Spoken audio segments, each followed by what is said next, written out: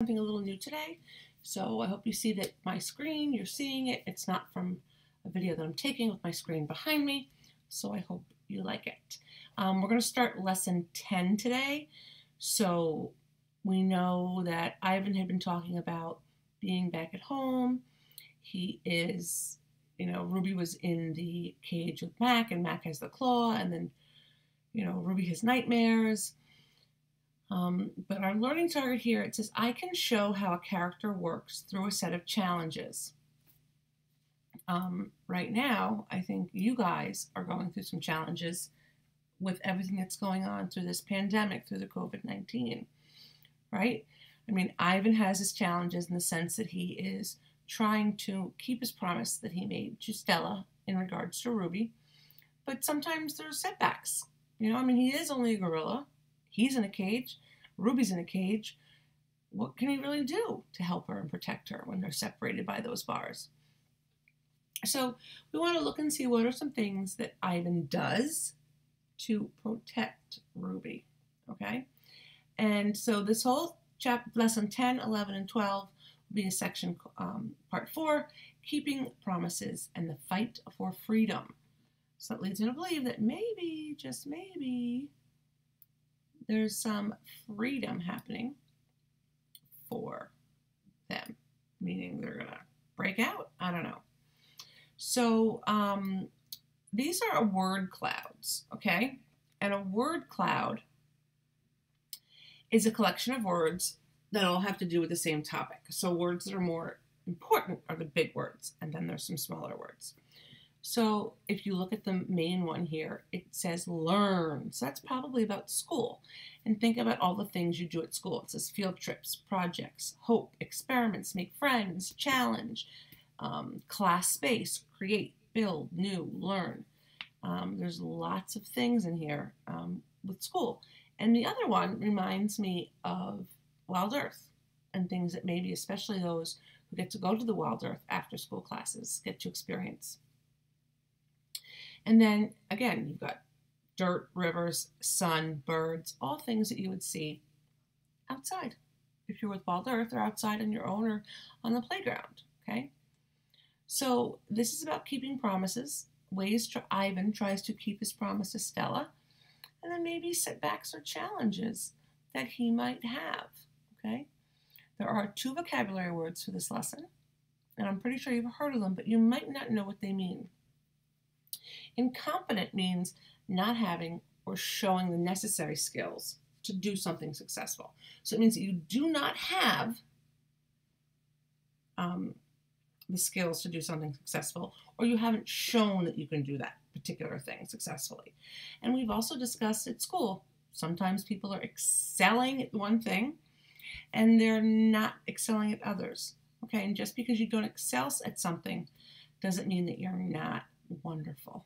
Okay, but incompetent, and sometimes it can be used in a negative way, but it just means that you don't have the skill or that you haven't shown that you can do it. Like Miss Matthews, I'm not going to be an NBA star. I haven't shown that skill, okay? So I am incompetent when it comes to basketball.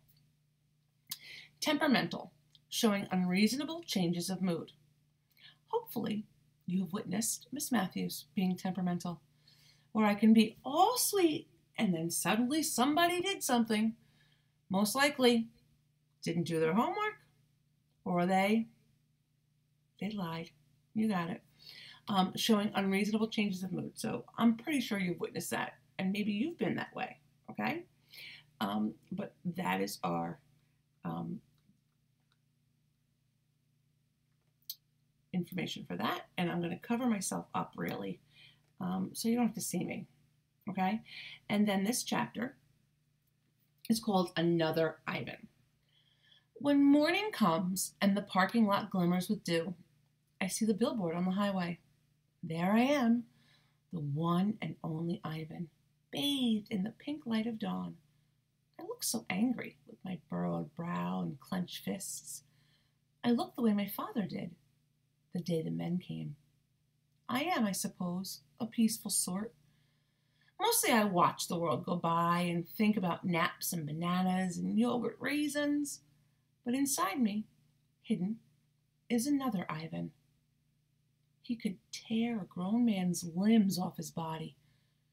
In the flicker of time it takes a snake's tongue to taste the air, he could taste revenge. He is the Ivan on the billboard. I stare at the one and only Ivan, at the faded picture of Stella, and I remember George and Mac on their ladders, adding the picture of Ruby to bring new visitors to the Exit 8 Big Top Mall and Video Arcade. I remember the story Ruby told, the one where the villagers came to her rescue. I hear Stella's kind, wise voice. Humans can surprise you sometimes. I look at my fingers coated in red paint, the color of blood, and I know how to keep my promise. Ooh, he's talking about blood. Days. During the days I wait. During the nights I paint. I worry when Mac takes Ruby into the ring. He carries the claw stick with him all the time now. He doesn't use it. He doesn't have to. Ruby isn't fighting back anymore. She does whatever Mac asks. Nights.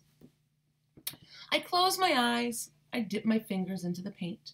When I'm done with one piece of paper, I set it aside to dry. It's so small, just one sheet, and I'm going to need so many. I move on to the next, and the next, and the next. It's a giant puzzle, and I'm making the pieces one by one. By morning, my floor is covered with paintings. I hide the paintings under my pool of dirty water before Matt can see them. I don't want them to end up in the gift store, selling for $20 a piece. $25 with a frame. These paintings are for Ruby. Every one of them. Project. Ivan, Ruby asks one morning when I'm trying to nap. Why are you always so sleepy during the day? I've been working on a project at night, I tell her. What's a project? It's a thing. A painting. It's a painting for you, actually. I answer. Ruby looks pleased. Can I see it? Not yet. Ruby pokes with annoyance at her roped foot. She takes a breath. Ivan, do I have to do the shows with Mac today? I'm afraid so. I'm sorry, Ruby. Ruby dips her trunk in her water bucket. That's okay, she says. I already knew the answer. Not right. It's night again and everyone's asleep. I look at the picture I've just made, one of dozens. It's smudged and torn, a muddy blur. I place it beside the others lining my floor. The colors are wrong. The shapes are off. It looks like nothing. It's not what I'm trying to create. It's not what it's meant to be. It's not right, and I don't know why. Across the parking lot, the billboard beckons, as it always does. Come to the Exit 8 Big Top Mall and Video Arcade, home of the one and only Ivan, Mighty Silverback. If I could use human words to say what I need to say, this would all be so easy. Instead, I have my pots of paint and my ragged pages. I sigh. My fingertips glow like jungle flowers. I try again. Going nowhere. I watch Ruby plod around the ring in endless circles. Going nowhere. More visitors have been coming, but not many. Max says Ruby's not picking up the slack after all. He says he's cutting back on our food. He says he's turning off the heat at night to save money. Ruby looks thinner to me, more wrinkled than Stella ever was. Do you think Ruby's eating enough? I ask Bob. I don't know. I'll tell you one thing, though. You're sure as heck painting enough. Bob wrinkles his nose. That stench is unbelievable. And I found yellow paint in my tail this morning.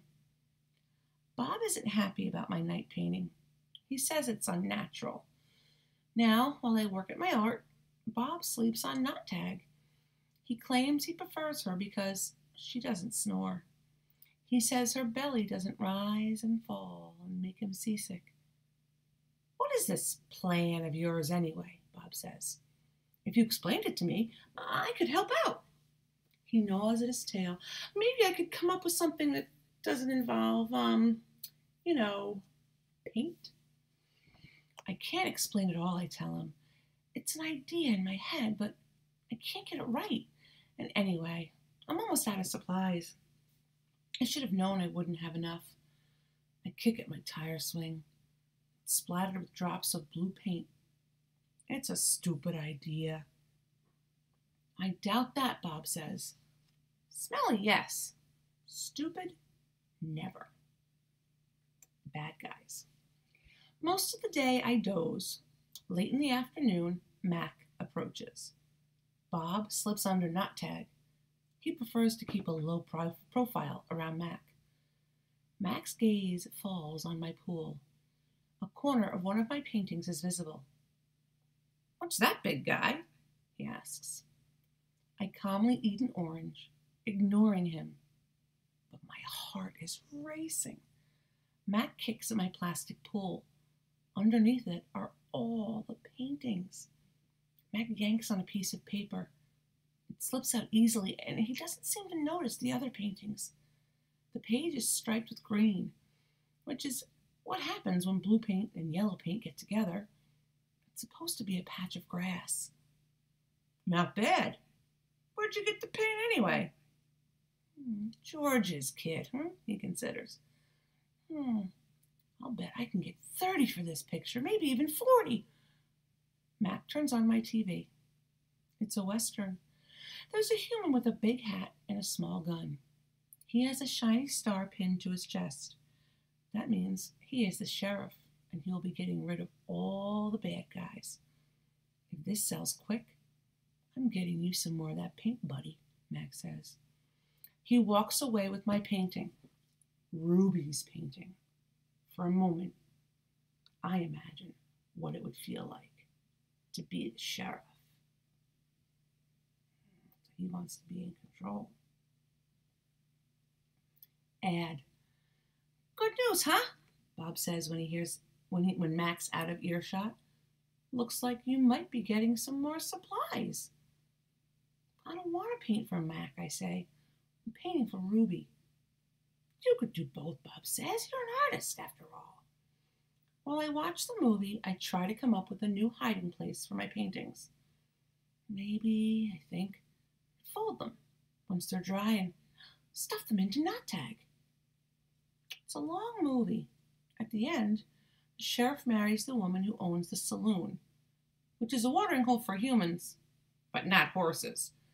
It's been a long time since I've seen a Western that was also a romance. I liked the movie, I say to Bob. Too many horses, not enough dogs, he comments. An ad comes on. I don't understand ads.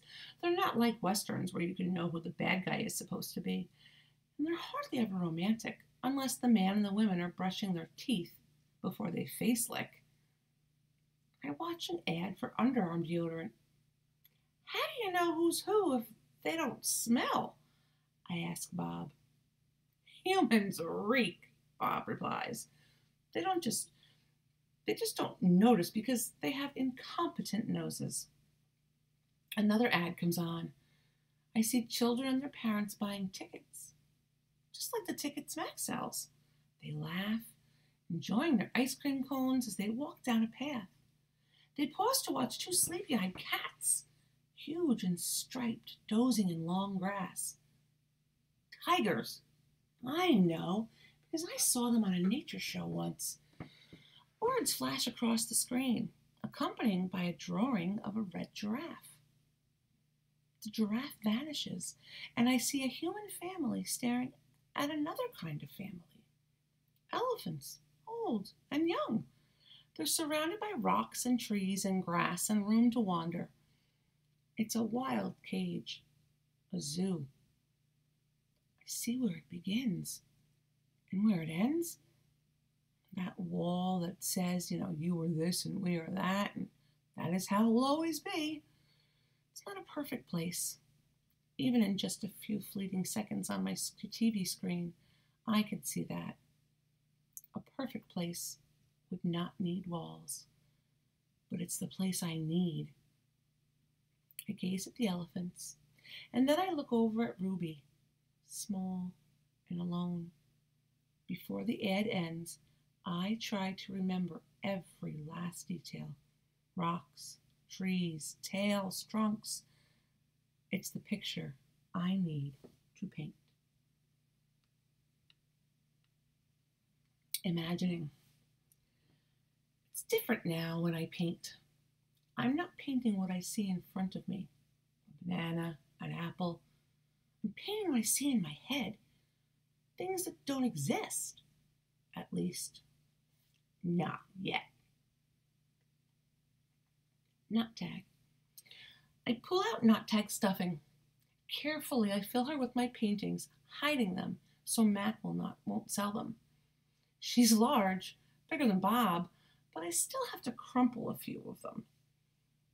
Bob tries to settle on for a nap. "You've killed her," he complains. "I had to," I say. "I miss your stomach," Bob admits. "It's so spacious."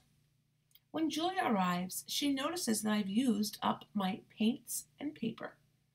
"Wow," Julia shakes her head. "You are one serious artist, Ivan." One more thing. My finger painting has sold for $40 with frame. Mac is happy. He brings me a huge pile of paper and big buckets of paint. "Get to work," he says. I paint for Mac during the day and for Ruby at night. I nap when I can. But my nighttime picture isn't quite right. It's big, that's for sure. When I place all of the pieces on the floor of my cage, like side by side, the cement is almost completely covered. But something is still missing. Bob says I'm crazy. "There's Ruby," he says, pointing with his nose. "There's the zoo. There are other elephants. What's wrong with it?" "It needs one more thing," I say. Bob groans. "Ugh, you're just being a temperamental artist. What could be missing?" I stare at the huge expanse of colors and shapes.